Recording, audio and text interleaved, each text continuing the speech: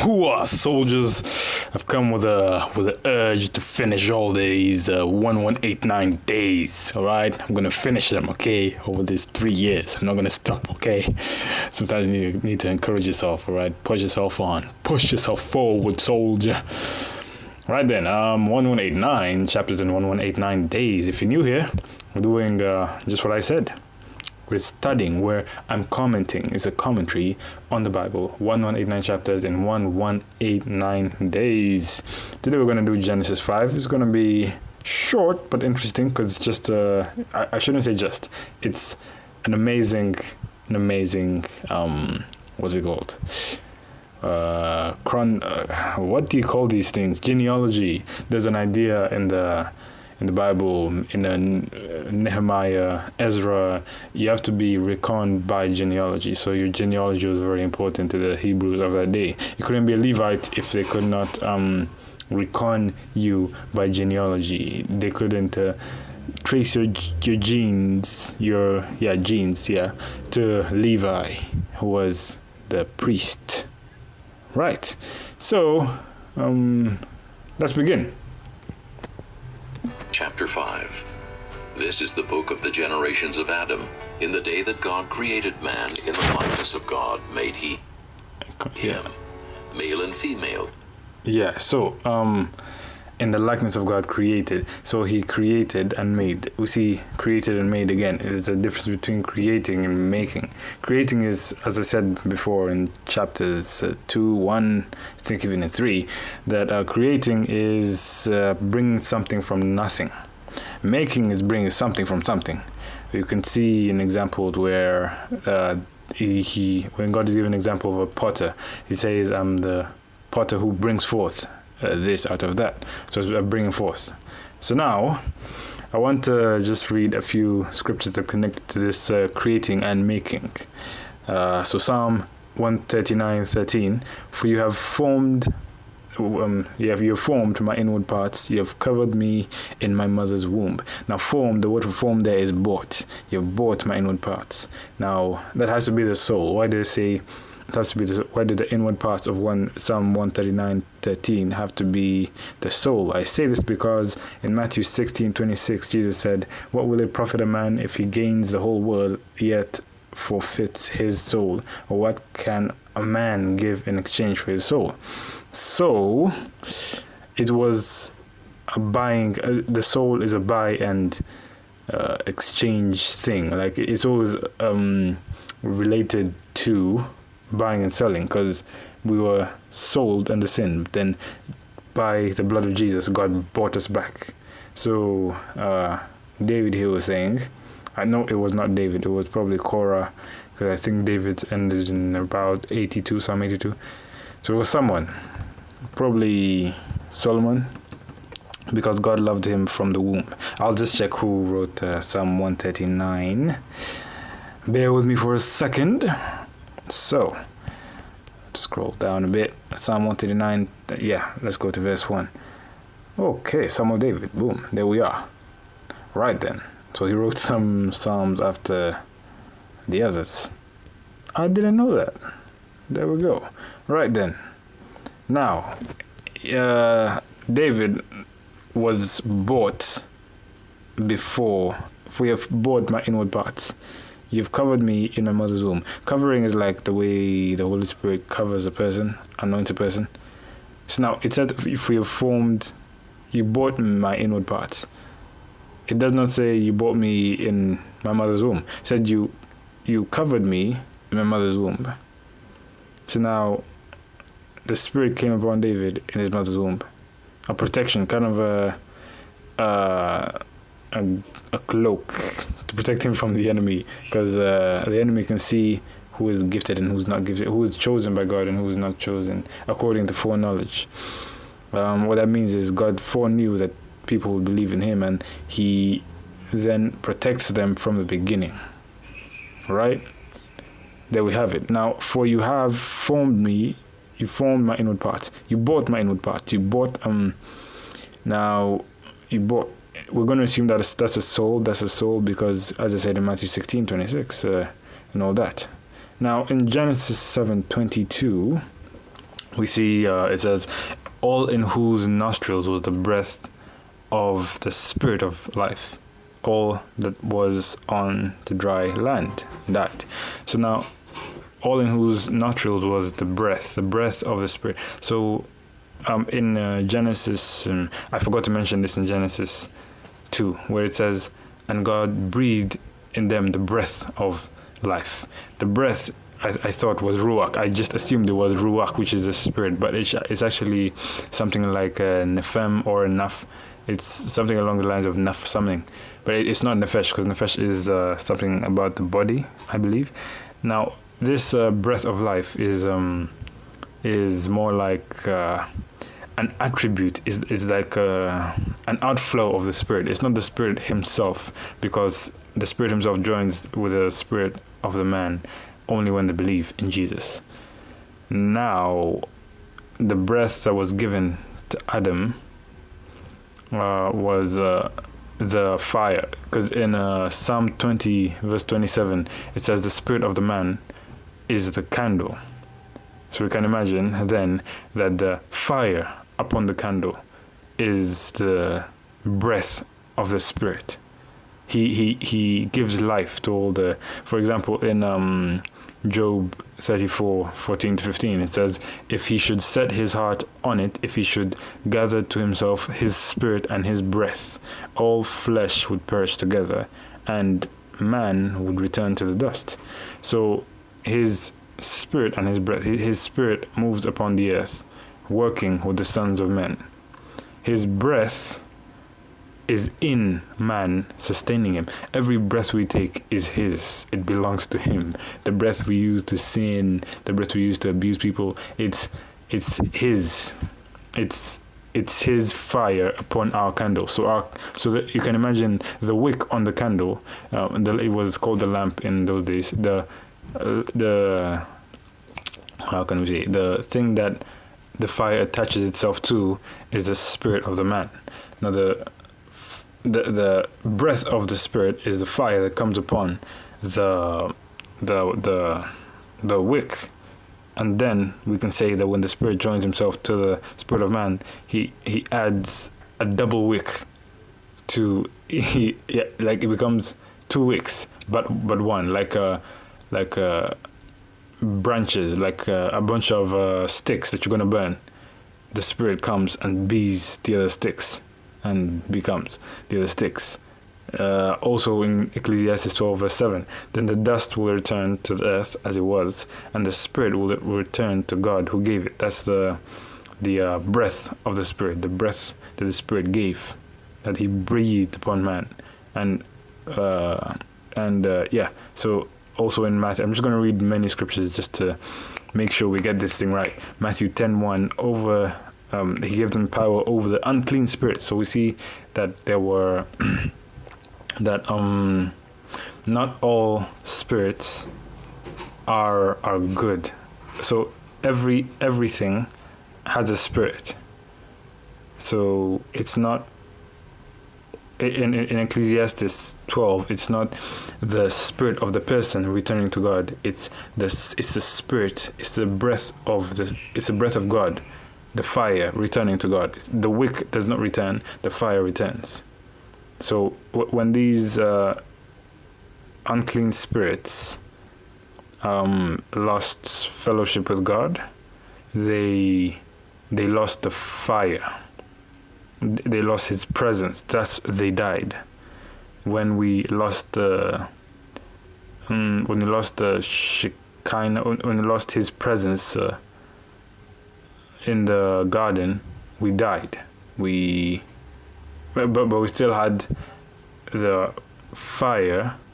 We just didn't have the, how can I say, the we had part of his life to sustain us, but we didn't have his glory, which Isaiah 60 talks about, his glory to give us life, which is actually, because Jesus said that this is eternal life, that they may know the one true God and his son Jesus Christ. So if we don't have the like two fire, That's what I believe, man.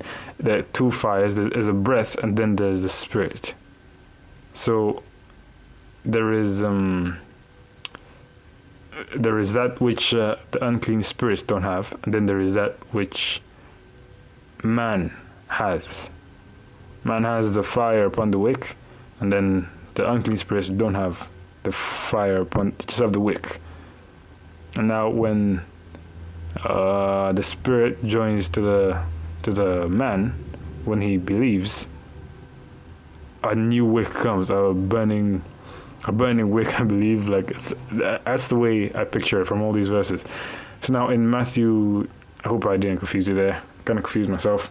So in Matthew 26:41, Jesus said, "The spirit is willing." So there is a spirit in man that is separate from God.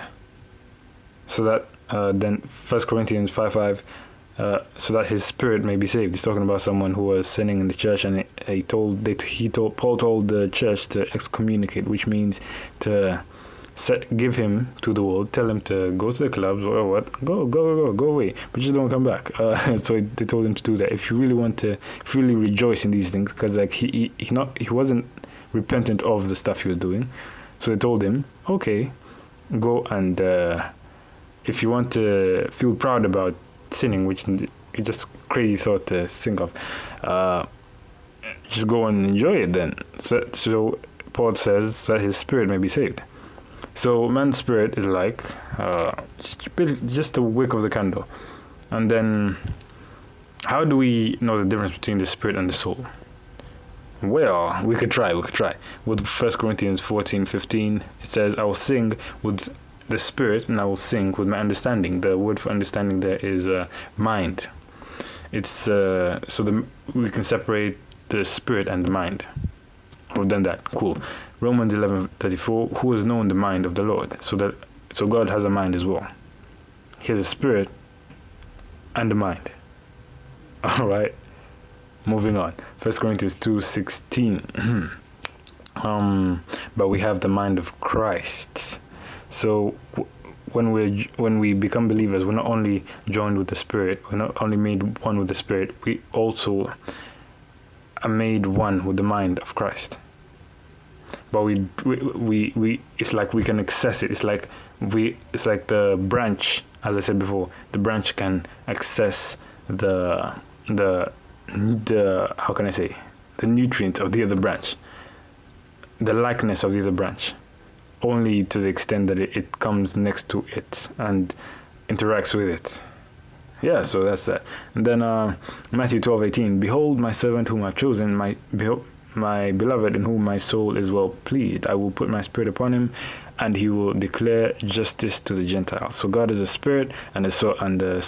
So now, he doesn't have a spirit in the way that we have a spirit. It's so crazy, because our spirit is it doesn't have a personality on its own. Like it's joined. It's joined. That's all I can say. Like the mind of the spirit versus the mind of the soul. It's not. I don't see anywhere in the Bible where it says your spirit is a different person and your soul is a different person. Well, maybe in like maybe in like Romans 7 where it talks about my mind serves God, but my flesh serves sin, something like that. Maybe, but they don't have a personality. That's what I'm saying. Like your body doesn't have a personality, ENFJ, you know, all those personality types, but the Spirit of God has a personality type. He's a person.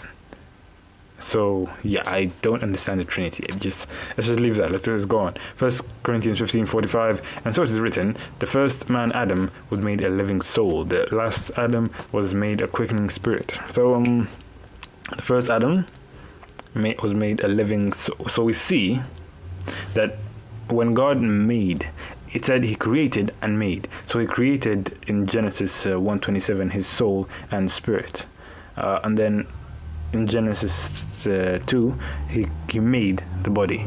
So somewhere in between Genesis 1:27 and Genesis 2:7, I believe, he puts the spirit and soul in man, which is a wick, and then he breathes the breath of life into man, which is a nafa thing we're talking about, into man. So that becomes a fire on the wick.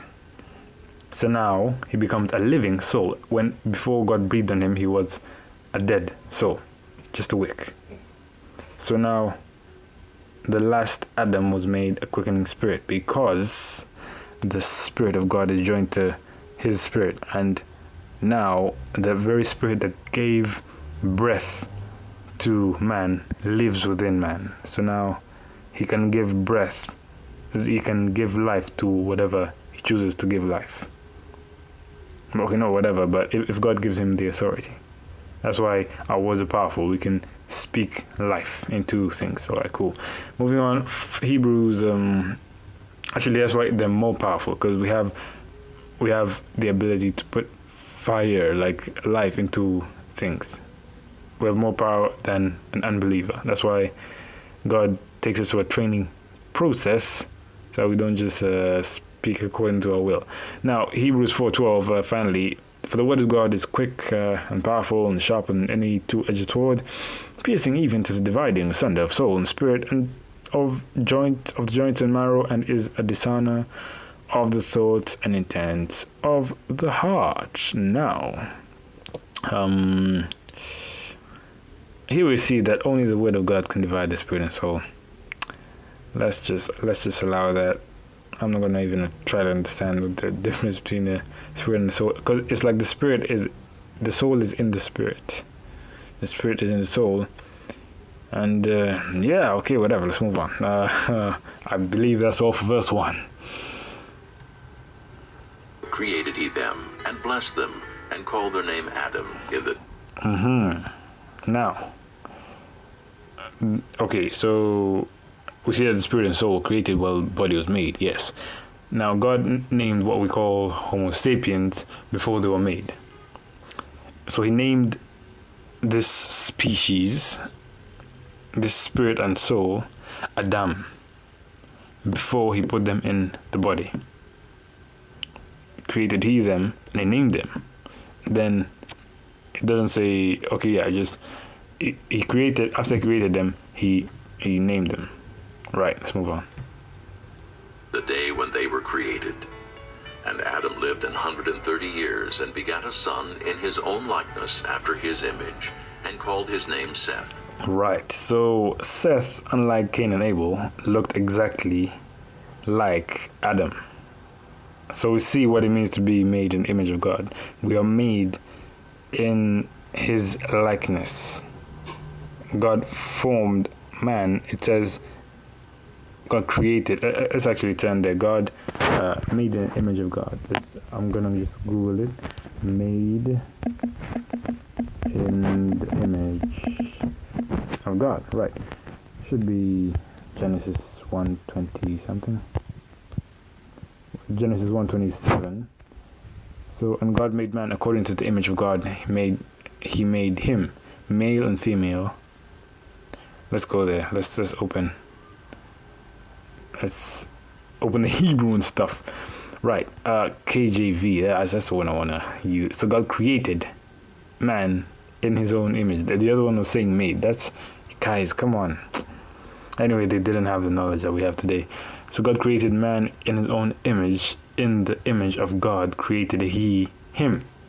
Male and female created he them. So it's only the spirit and soul. Okay, we can't say only. It's firstly the spirit and soul that's made in the image of God. So we can't say that maybe you can, but I don't believe that the being in the image of God is the tripartite nature, because what then? Who is the soul? Who's the spirit? Who's the body? Like, what are we talking about here, guys? Because if you're saying God the Father is a spirit, okay, no, not even the spirit. If you're saying the spirit is spirit, and then the soul is who?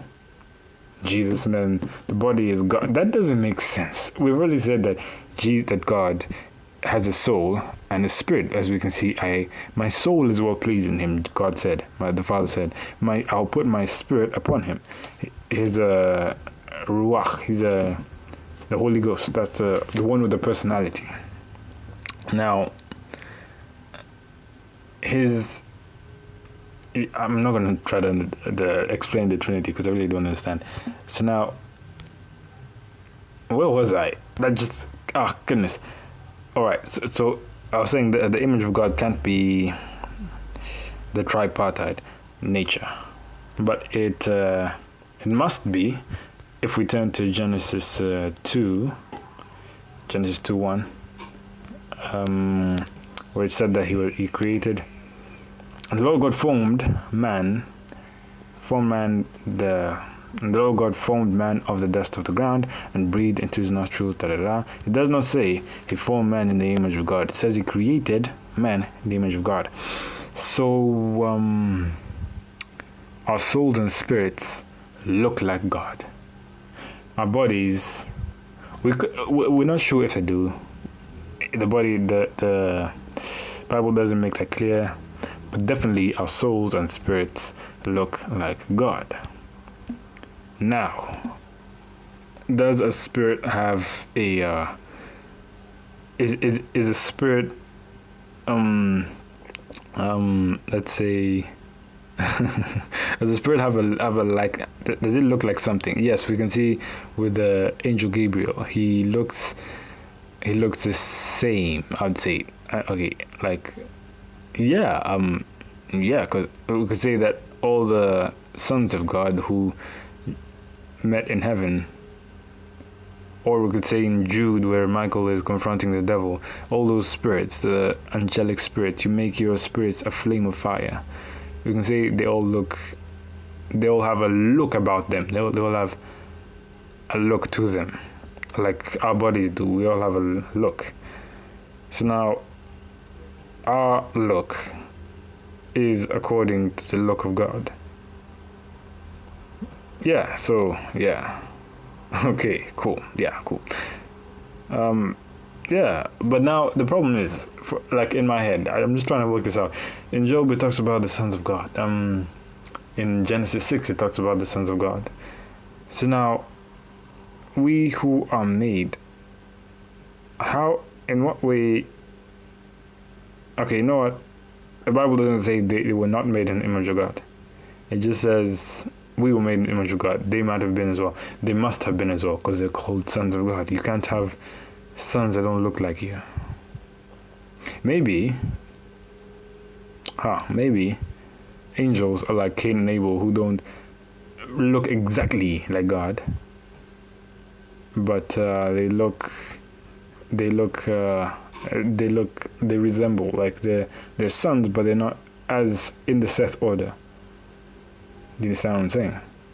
So we could say that, how Cain and Abel, so the few fallen angels, you could say that was Cain, representative of Cain, and then Abel, the good angels who were here before, and then those will be the good angels. All right, kind of confusing myself here. So Seth would kind of be the third, which would be man. God is appointed for me. You know what? I'm just speculating here. I'll just move on. Let's move on. And the days of Adam, after he had begotten Seth, were 800 years, and he begat sons and daughters. Right. Just after this, I'm just gonna go through all the genealogy, and then I'm gonna just blow your mind with something, unless you've heard of it before.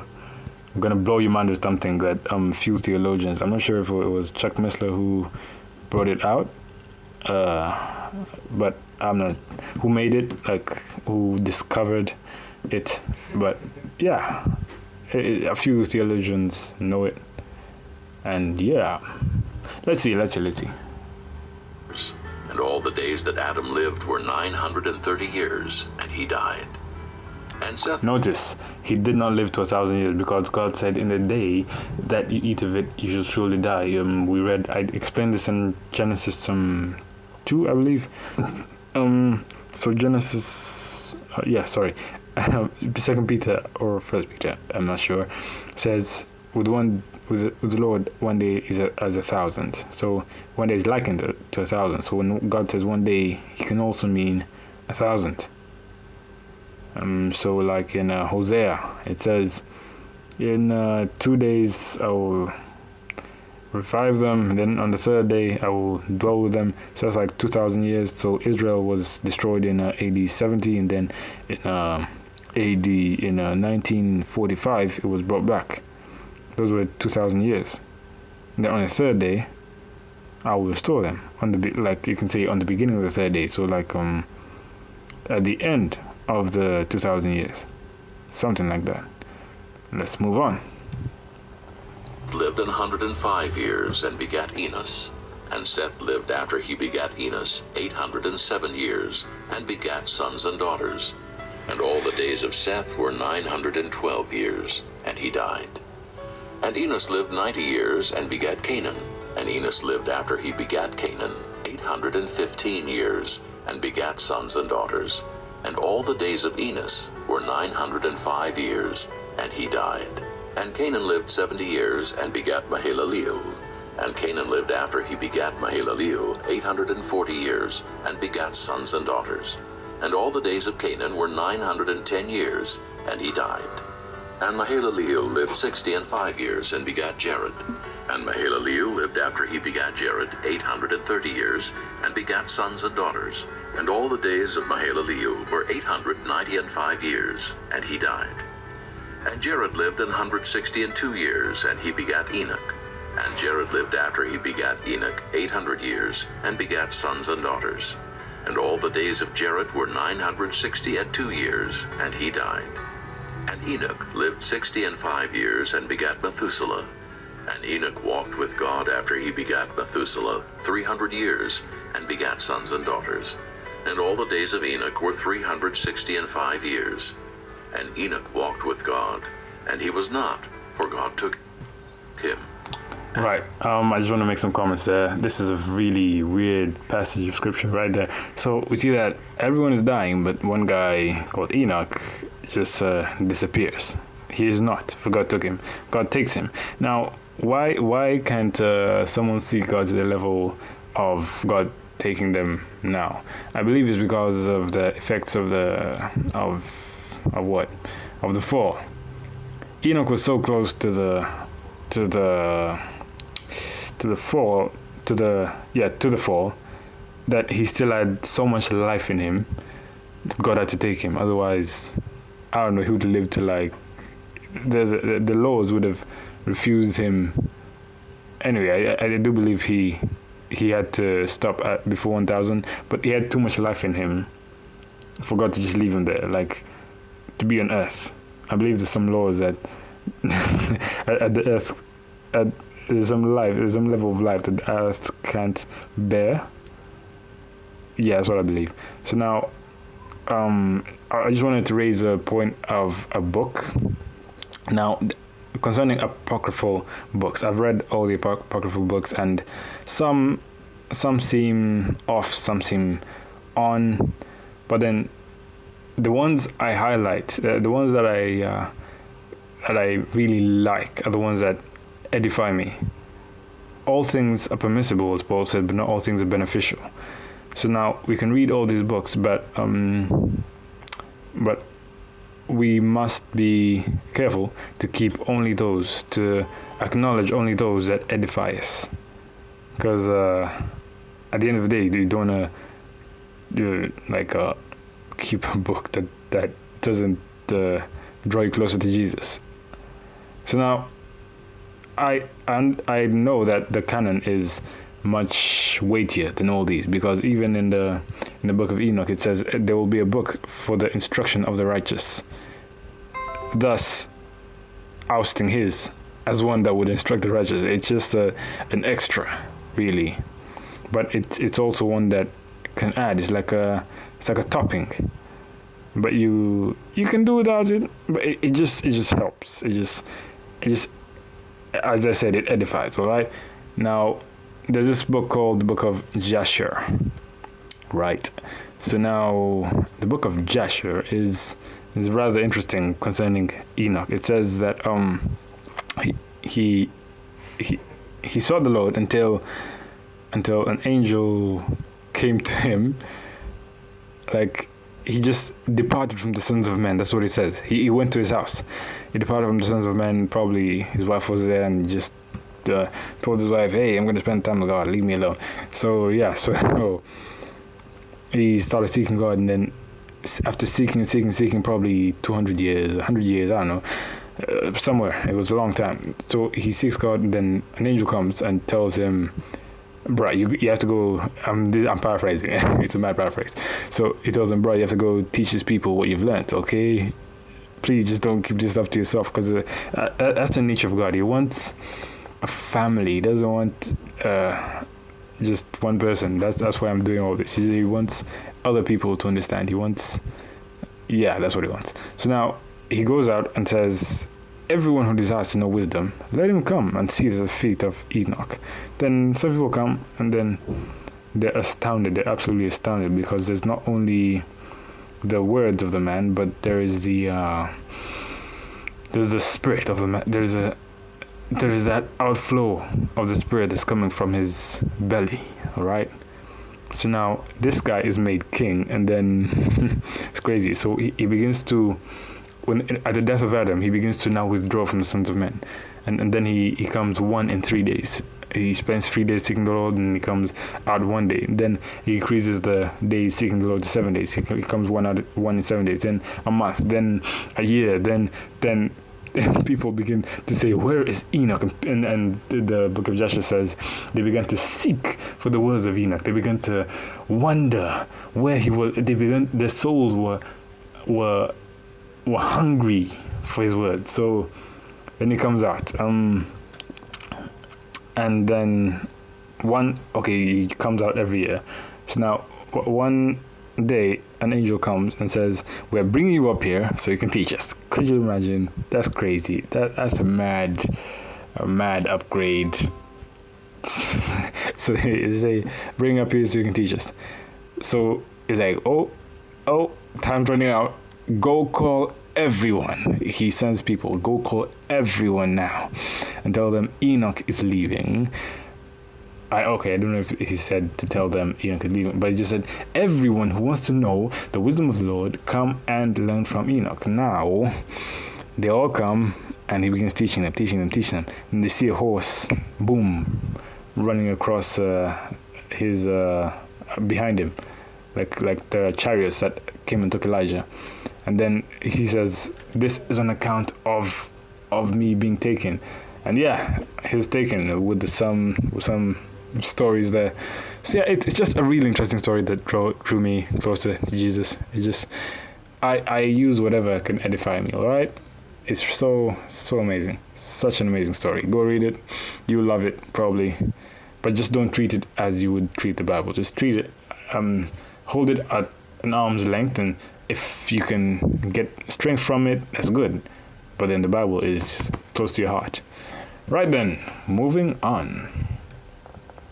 Methuselah lived. Oh, as well as that, the Book of Enoch was really good, but it just has stuff that really is hard to understand. Like talking about the luminaries, the sun and the moon, and no one can make this stuff up. That's what I'm saying. Like, you can call it a pseudo, a fake, but no one can make this stuff up. It's too much to make up. Your brain can't imagine, can't create it. Whatever has been will be in the mind of man. We can't create a new. Okay, like for example, create a new color. You cannot imagine a new color. You can't do it. You're just thinking of maybe white, red. Create. I'm gonna create some new word. Ashgaza. I'm just reading Ashkelon and Gaza. Create color Ashgaza. You cannot create something new. Oh, so yeah. But those things in the Book of Enoch and the Book of Joshua, man, I would treat some of them as true, like the story of Abraham and Nimrod. I would, to be honest, because they have the spirit of truth to them. Many of the stories are aligned to the Bible. All right, cool. Let's move on. 187 years, and begat Lamech. And Methuselah lived after he begat Lamech 782 years, and begat sons and daughters. And all the days of Methuselah were 969 years, and he died. Notice that his life was the longest because his name means it shall come when he so I'm going to check to make sure. It says it denotes something along the lines of his death shall bring. So his death shall bring the flood. So he lived the longest, and this is because God's mercy is long suffering. He suffers long. He doesn't want any to perish, as Peter said. Yeah, so don't believe the mockers that come and say, oh, it has always been as it was from the beginning of time. Blah, blah, blah. It's because of the long suffering of God. He's waiting. He extends time for men to get saved. All right, let's move on. And Lamech lived 182 years, and begat a son.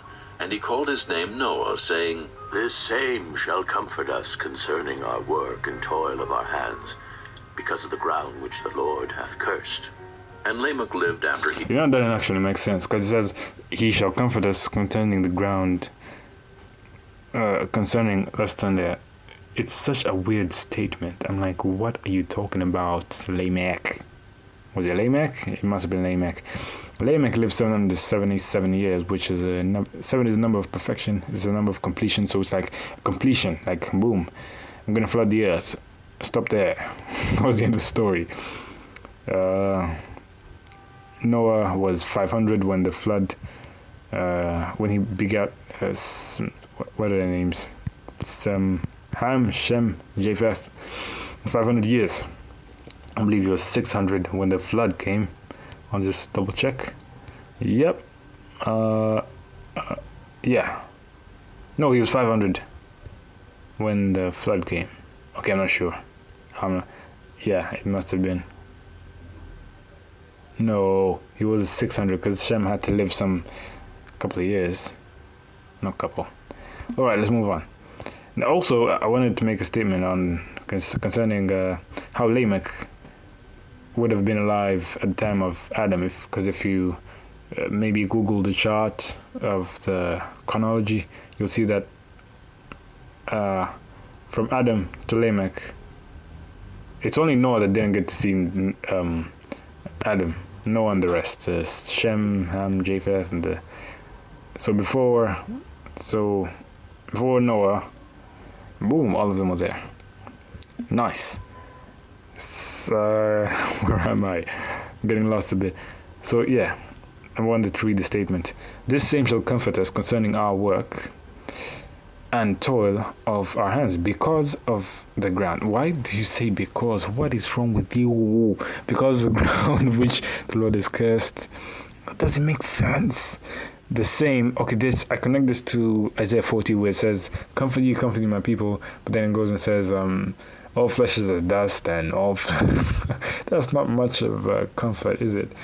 So John the Baptist, it says Isaiah 40 is for John the Baptist. He was given the mandate, prepare the a voice in the wilderness saying, prepare the way of the Lord. So it comes with a fiery message.